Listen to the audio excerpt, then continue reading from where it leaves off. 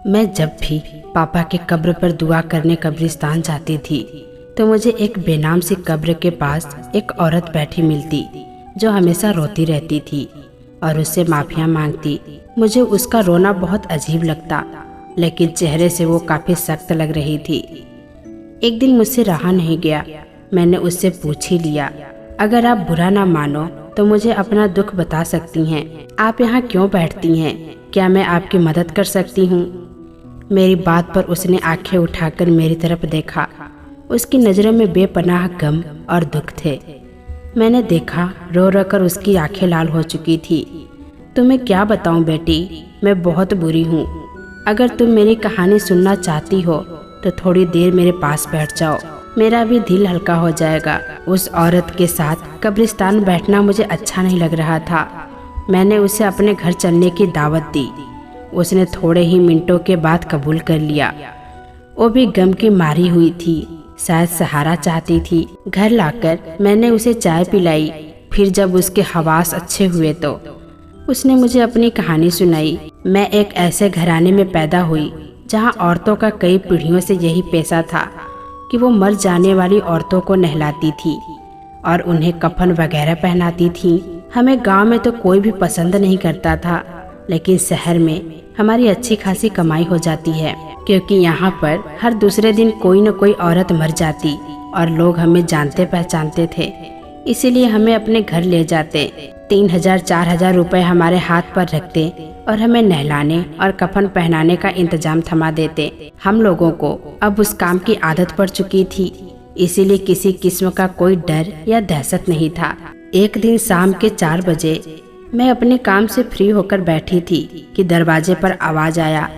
जब मैंने दरवाजा खोला तो सामने एक 50 साल की औरत खड़ी थी, जिसका कद अच्छा खासा था और सेहतमंद औरत थी। कहने लगी, मुझे तुमसे कोई काम है, जल्दी मेरे घर चलो। मैं हैरान हुई कि इतनी जल्दबाजी में इसको मुझसे क्या काम हो सकता है। मैंने चादर पहने और उस औरत के साथ चल पड़ी। वो बहुत जल्दबाजी में लग रही थी। एक बड़े से बंगले के सामने जाकर वो रुक गई। वो पैदल ही आई थी, हालांकि उसके घर के बाहर 2 गाड़ियां खड़ी थी। मुझे उस बात पर हैरानी हुई। वो अंदर लेकर गई और बोली, देखो आज दोपहर को ही मेरी बहू की मौत हो गई है। मैं उसके माँ बाप को नहीं जानती। मेरा बेटा एक लवारिस लड़की को ब्याह कर ले आया था, तब उससे बहुत मोहब्बत भी करता था, मगर क्या करे, यह बेचारी तो अपने औलाद के तकलीफ को सह नहीं सकी। यह प्रेग्नेंट है, मगर उसकी जान तकलीफ से चली गई। प्रेग्नेंट औरत को ज्यादा देर घर में रखना अच्छी बात नहीं है। तुम इसे जल्दी से नहला दो ताकि मैं उसे जल्दी से थोड़ा रस्म अदा करने के बाद दफन कर दूं। मुझे तो इस लाश से भी डर लग रहा है। तुमने सुना है प्रेग्नेंट औरतें जब मर जाती हैं तो वो डायन बन जाती हैं। उस औरत की यह बात सुनकर मैं हैरान रह गई। हालांकि ऐसी कोई बात सच नहीं होती है, यह लोगों की बनाई हुई बातें हैं। मैंने एक नज़र उस औरत के चेहरे की तरफ देखा, जहां पर किसी किस्म की कोई असर नहीं दिखाई दे रही थी। मैं हैरान थी कि अपनी बहू के मरने पर कोई औरत इतना सुकून से कैसे रह सकती है, वो भी जब उसके पेट में अपना पोता हो। खैर, मैंने उसको नहलाने की तैयारी शुरू कर दी। तख्ते पर लाश को लिटाया गया। यह देखकर मुझे बहुत दुख हुआ कि वो एक जवान और खूबसूरत औरत थी। इतनी भरपूर जवानी में मर जाना अपने आप में एक बहुत बड़ी दुख की बात है। नहलाते वक्त मुझे उस औरत के हाथों में हल्की सी हरकत महसूस हुई, तो मैंने उसकी नाक के आगे हाथ रखकर देखा। उसकी सांस और नब्ज चेक की तो वहाँ से इशारा मिल गया कि वो औरत मरी नहीं है, बल्कि बेहोशी की हालत में है। जब इंसान की जाहिरी हालत ऐसी होती है जैसे कि मुर्दे की, लेकिन असल में वो जिंदा होता है। मैंने जब यह सब देखा तो मैं उलझन का शिकार हो गई। नहलाते हुए रुक गई। मैंने उस औरत के सास को बुलाया। यह तो मुझे जिंदा लग रही है, आप किसी डॉक्टर को बुलाएं, हो सकता है कि अभी उसकी कुछ जिंदगी बाकी हो। औरत मेरी बात सुनकर चुप हो गई। नहीं, तुम्हें मुझे राय देने की जरूरत नहीं है, तुम्हें जो कहा है वही करो। उसकी बात सुनकर मैं समझ गई कि यह कोई सोची समझी साजिश है, वरना जवान औरत यूं मौत के मुंह में नहीं जा सकती। मैंने उसे नहलाने और कफन पहनाने से इनकार कर दिया। तब उसकी सास जल्दी से दूसरे कमरे में गई, लाल रंग की एक थैली लाई जिसमें 5,000 के नोट थे। उस वक्त मुझे पैसों की बहुत ज़्यादा ज़रूरत थी। सिर्फ पैसों से तो कोई भी बिक सकता है।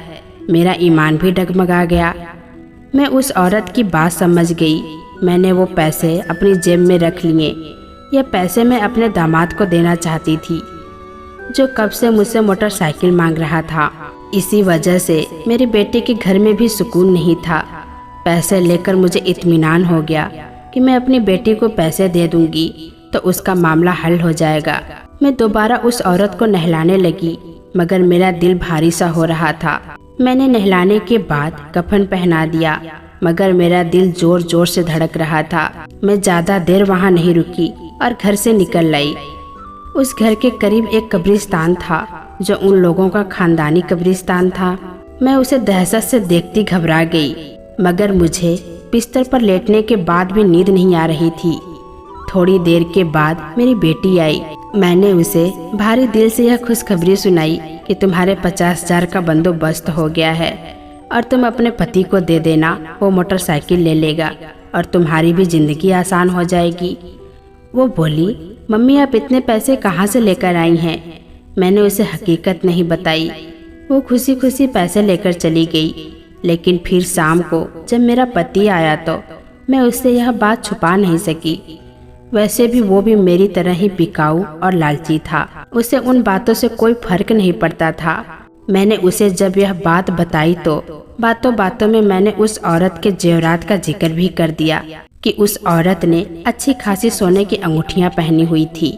उसकी सास उन अंगूठियों को निकाल नहीं पाई और उसके साथ ही कफन पहनाने को कह दिया था। औरत ने कहा कि मैं अपने बेटे को दुख नहीं देना चाहती कि उसकी बीबी मर गई है, इसीलिए मैं उसे कहूँगी कि तुम्हारी बीबी भाग गई है।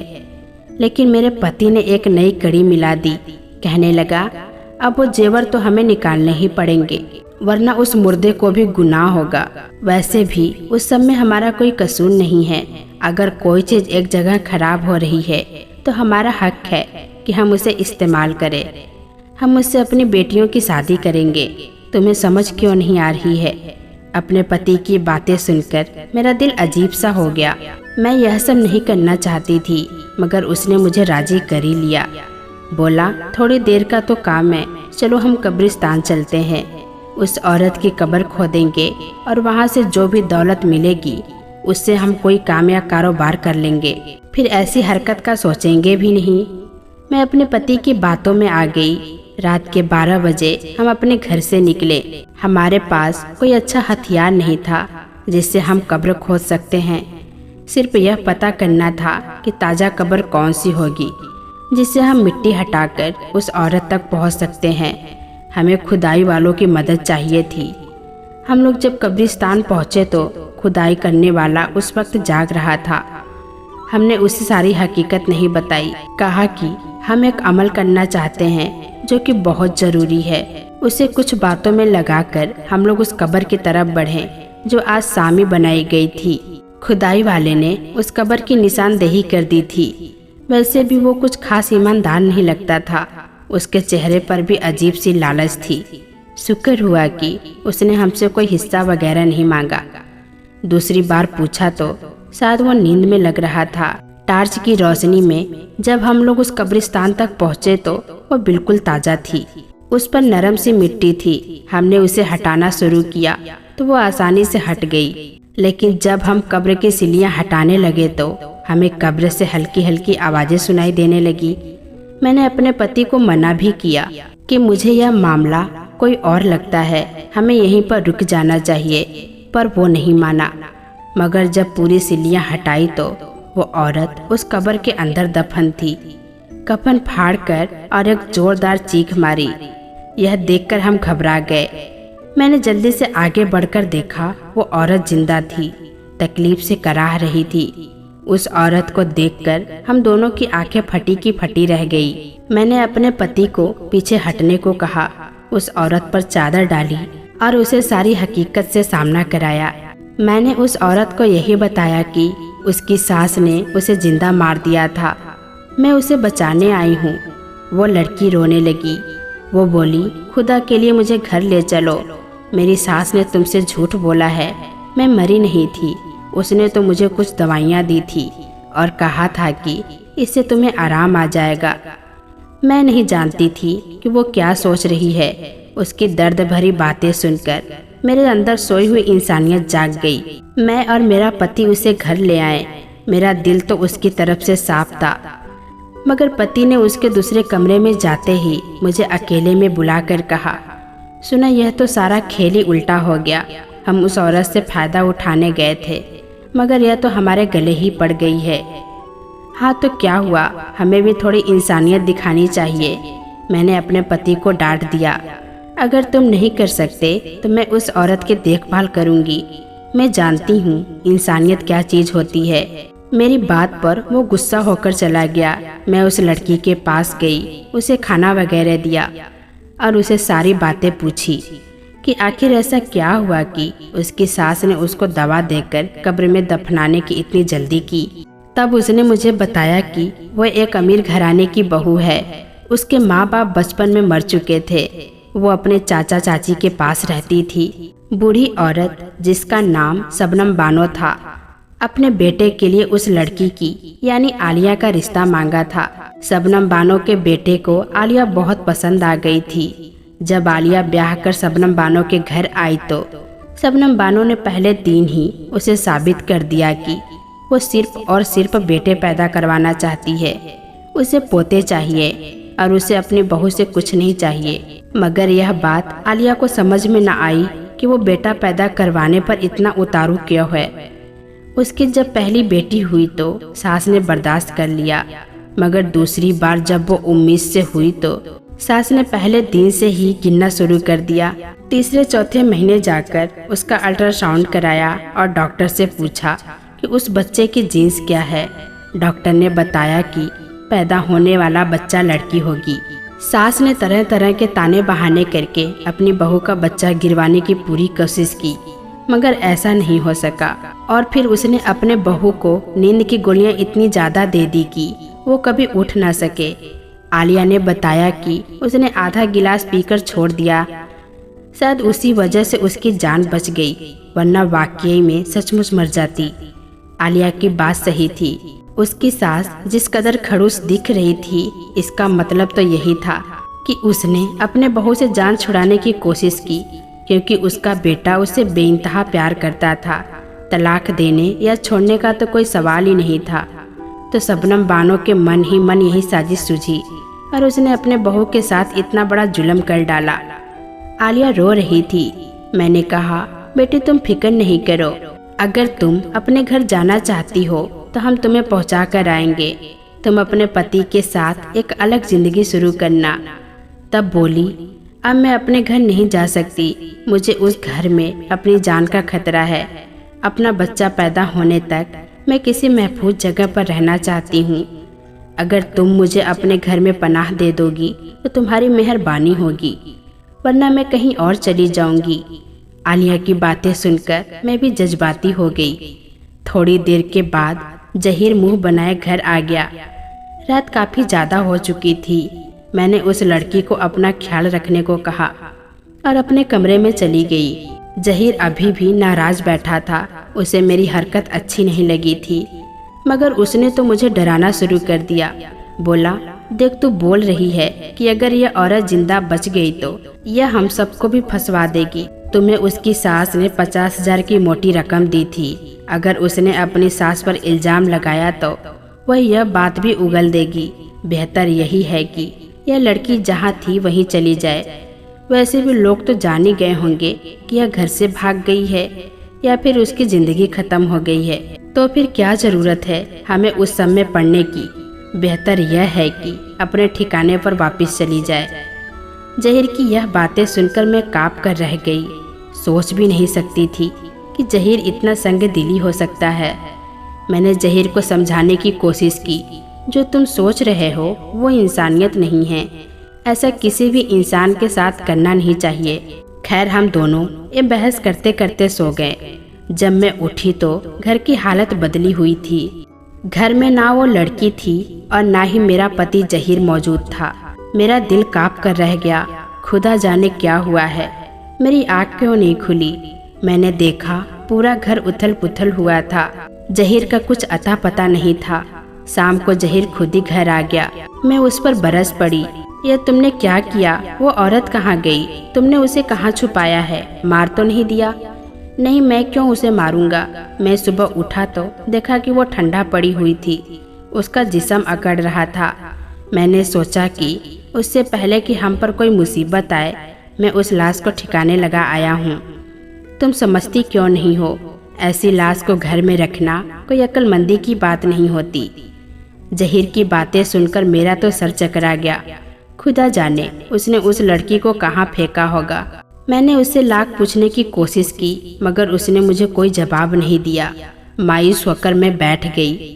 अपने अल्लाह से माफ़ी मांगने लगी कि मुझसे गलती हो गई। अब मैं सोच रही थी कि उस गलती का पछतावा कैसे करूं, मगर उसकी नौबत नहीं आई। खुदा ने हमारे किए की सज़ा दे दी। शाम को मेरी बेटी के घर से खबर आया कि उसका पति एक कार एक्सीडेंट में अपनी जान से हाथ धो बैठा है। मेरा दामाद किराए की गाड़ी चलाता था, जिसकी वजह से उसकी आमदनी आती थी, मगर वो अपनी मोटरसाइकिल या कार लेना चाहता था ताकि वो अपनी आमदनी को बढ़ा सके। मैंने अपनी बेटी को 50,000 रुपये उसके लिए ही दिए थे, लेकिन अब मेरा दामाद भी इस दुनिया में नहीं रहा, तो उन पैसों का मेरी बेटी ने क्या करना था। मेरी बेटी का विधवा लिबास मेरे दिल को हिला कर रख दिया, मगर मेरा पति उस सब के बावजूद भी बाज नहीं आया। उसे तो एक काम मिल गया था, लोगों की बनी बनाई दौलत अपने हाथों से लूटने का। इसी वजह से मैंने अपने पति को छोड़ दिया। मैं अपने अल्लाह की राह में दिन रात इबादत करती हूँ, उससे माफ़ी मांगती हूँ कि मेरे उस गुनाह को बख्श दे। मैंने मरी हुई कई औरतों को नहलाया है, कई औरतों का कफन तैयार किया है। मैं जानती हूँ अल्लाह तआला के आजाद से डरती हूँ। खुदा मेरे गुनाह को माफ़ करे। उस कब्र पर बैठकर उस औरत से माफ़ी मांगती हूँ, मगर मैं नहीं जानती मेरा रब मुझे माफ़ करेगा या नहीं। इतना कहकर वो औरत खामोश हो गई। मैं जानती थी कि उसका ज़मीर यह बोझ कभी हल्का नहीं होगा, क्योंकि जो जुल्म उसने किया था वो माफ़ी के लायक नहीं था।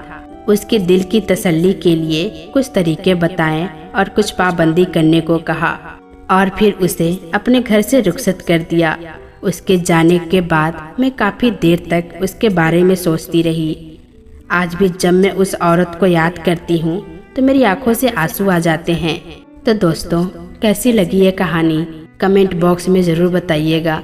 फिर मिलेंगे दोस्तों अगली वीडियो के साथ। तब तक के लिए अपना ख्याल रखना।